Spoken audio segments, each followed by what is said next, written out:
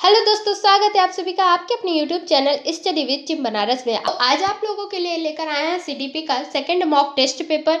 तो इसमें हम लोग पूरे 15 क्वेश्चन सॉल्व करने वाले हैं। तो आप लोग इस वीडियो में लास्ट तक बने रहिए क्योंकि आपके सीटेट एग्जाम के लिए यह बहुत ही ज़्यादा इंपॉर्टेंट है।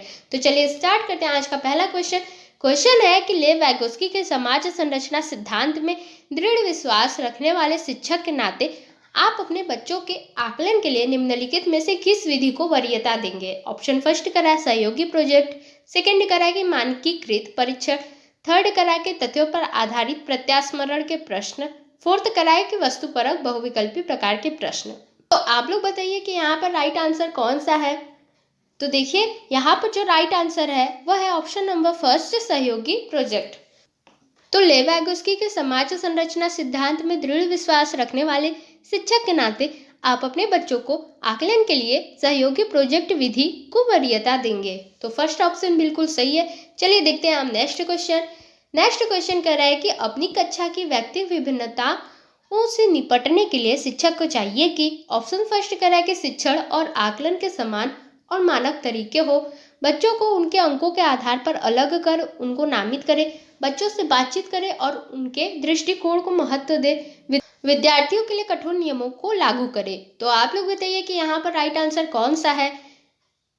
तो यहाँ पे देखिए जो राइट आंसर है वह है ऑप्शन नंबर थर्ड, बच्चों से बातचीत करे और उनके दृष्टिकोण को महत्व दे। तो यहाँ पर यह थर्ड ऑप्शन बिल्कुल सही है। अब चलिए देखते हैं नेक्स्ट क्वेश्चन। तो देखिए अब नेक्स्ट क्वेश्चन कह रहा है कि आकलन उद्देश्यपूर्ण होता है यदि ऑप्शन फर्स्ट करा है कि इससे विद्यार्थियों में भय और तनाव का संचार हो, सेकंड करा है कि इससे विद्यार्थियों और शिक्षकों को प्रतिपुष्टि मतलब फीडबैक प्राप्त हो, यह केवल एक बार वर्ष के अंत में हो, विद्यार्थियों की उपलब्धियों में अंतर करने के लिए तुलनात्मक मूल्यांकन किए जाए। तो आप लोग बताइए कि यहाँ पर राइट आंसर कौन सा है। तो जो राइट आंसर है वह है ऑप्शन नंबर बी, इससे विद्यार्थियों और शिक्षकों को प्रतिपुष्टि प्राप्त हो। तो यहाँ पर बी ऑप्शन बिल्कुल सही है। चलिए अब देखते हैं नेक्स्ट क्वेश्चन। अब नेक्स्ट क्वेश्चन है आपके सामने की राष्ट्रीय पाठ्यचर्या की रूपरेखा एनसीएफ 2005 के अनुसार शिक्षक की भूमिका है सत्तावादी, अधिनायकी, अनुमतिपरक, सुविधादाता। तो आप लोग बताइए कि यहाँ पर राइट आंसर कौन सा है। तो चलिए देख लेते हैं। इसका राइट आंसर है ऑप्शन नंबर डी, सुविधादाता। तो राष्ट्रीय पाठ्यचर्या की रूपरेखा एनसीएफ 2005 के अनुसार शिक्षक की भूमिका सुविधादाता के रूप में होनी चाहिए।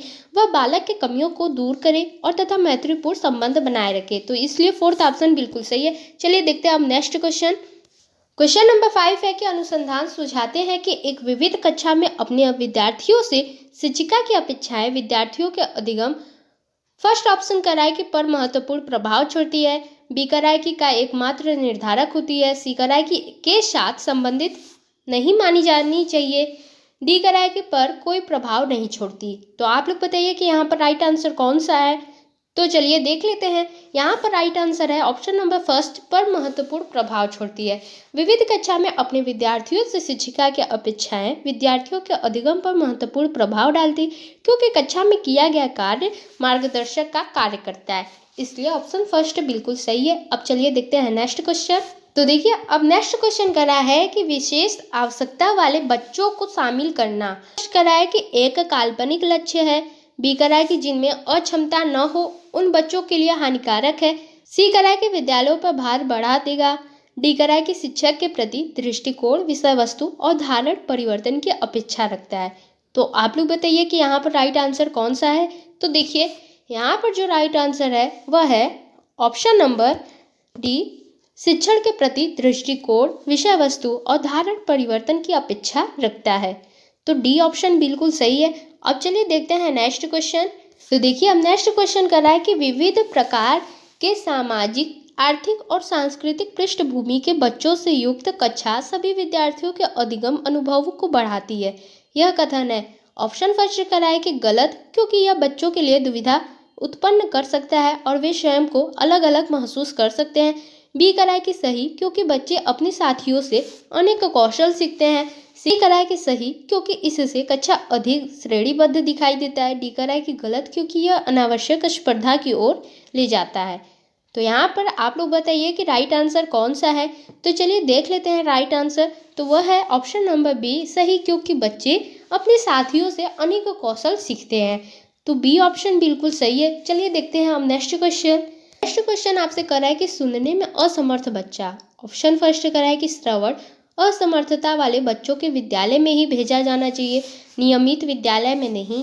बी कर रहा है कि केवल अकादमिक शिक्षा में लाभ नहीं उठा पाएगा, उसे उसके स्थान पर व्यावसायिक शिक्षा दी जानी चाहिए, नियमित विद्यालय में बहुत अच्छा कर सकता है यदि उसे उपयुक्त सुविधा और साधन उपलब्ध कराया जाए।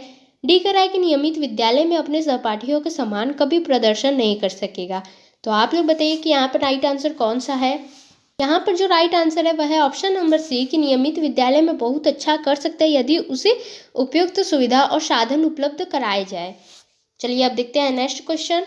तो देखिए अब नेक्स्ट क्वेश्चन है कि निम्नलिखित में से कौन सी विशेषता प्रतिभावान शिक्षार्थी की है। ऑप्शन फर्स्ट करा है कि वह आक्रामक और कुंठित हो सकता है, यदि कक्षा की गतिविधियां अधिक चुनौतीपूर्ण नहीं होती है तो वह कम प्रेरित अनुभव करता है और उब जाता है, वह बहुत ही तुनक मिजाज होता है। डी करा है कि वह रस्मी व्यवहार करता है जैसे हाथ थपथपाना, ढोलना आदि। तो आप लोग बताइए कि यहाँ पर राइट आंसर कौन सा है। तो देखिए यहाँ पर राइट आंसर है ऑप्शन नंबर बी, यदि कक्षा की गतिविधियाँ अधिक चुनौतीपूर्ण नहीं होती है तो वह कम प्रेरित अनुभव करता है और उब जाता है। चलिए अब देखते हैं नेक्स्ट क्वेश्चन। तो अब देखिए नेक्स्ट क्वेश्चन है कि एक शिक्षिका अपने प्राथमिक कक्षा में प्रभावी अधिगम को बढ़ा सकती है। ऑप्शन फर्स्ट कराए कि अधिगम में छोटी छोटी उपलब्धियों के लिए पुरस्कार देकर, ड्रिल और अभ्यास के द्वारा, अपने विद्यार्थियों में प्रतियोगिता को प्रोत्साहन देकर, विषय वस्तु को विद्यार्थियों के जीवन के साथ संबंधित करके।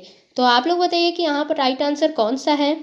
तो देखिए यहाँ पर जो राइट आंसर है वह है ऑप्शन नंबर डी, विषय वस्तु को विद्यार्थियों के जीवन के साथ संबंधित कर।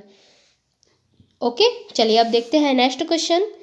तो देखिए अब नेक्स्ट क्वेश्चन कर रहा है कि बच्चों के बारे में निम्नलिखित कथनों में से कौन से सही हैं। देखिए ऑप्शन फर्स्ट करा है कि बच्चे जानकारी के निष्क्रिय प्राप्त करता है, बच्चे समस्या समाधान करता है, बच्चे वैज्ञानिक शोध करता है, बच्चे पर्यावरण के सक्रिय अन्वेषक है। ऑप्शन फर्स्ट करा है 1 2 4 2 3 4 1 2 3 4 1 2 3।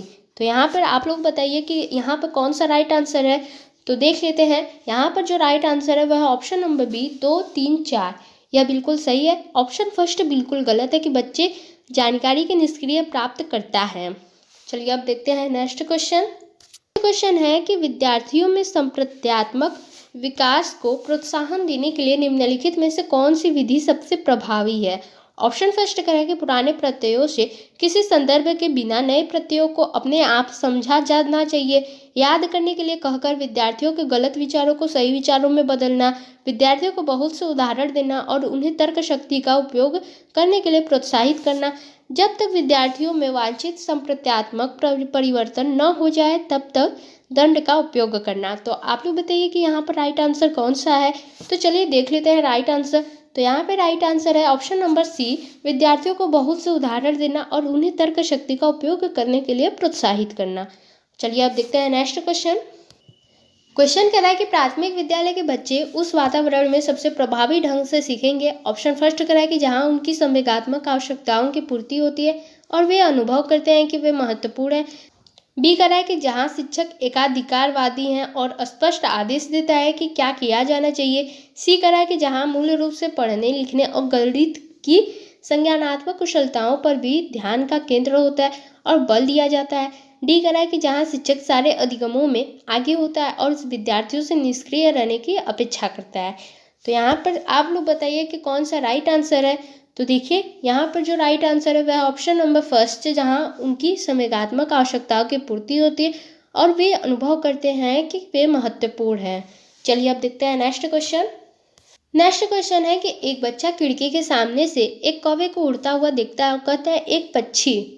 इससे बच्चे के विचार के बारे में क्या पता चलता है। बच्चे की स्मृतियाँ पहले से भंडारित होती है, बच्चे में पक्षी का प्रत्यय विकसित हो चुका है, बच्चे ने अपने अनुभव बताने के लिए भाषा के कुछ उपकरणों का विकास कर लिया। तो यहाँ पर आप लोग बताइए कि कौन सा ऑप्शन सही है।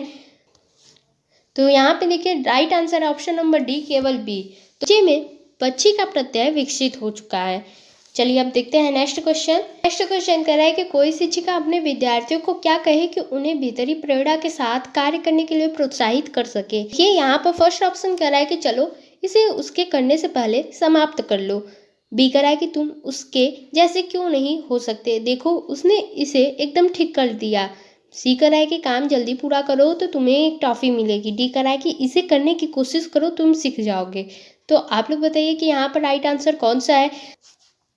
तो देखिए यहाँ पर जो राइट आंसर है वह है ऑप्शन नंबर डी, इसे करने की कोशिश करो तुम सीख जाओगे। तो शिक्षिका अपने विद्यार्थियों से कहे कि तुम लोग इसे करने की कोशिश करो, तुम लोग सीख जाओगे, तो इससे विद्यार्थियों को भीतरी प्रेरणा मिलेगी और वह कार्य करने के लिए प्रोत्साहित होंगे। तो दोस्तों कैसा लगा आपको आज का वीडियो अच्छा लगता है तो वीडियो को लाइक शेयर और चैनल को सब्सक्राइब जरूर करें। मिलते हैं अगली वीडियो में, तब तक के लिए बाय बाय।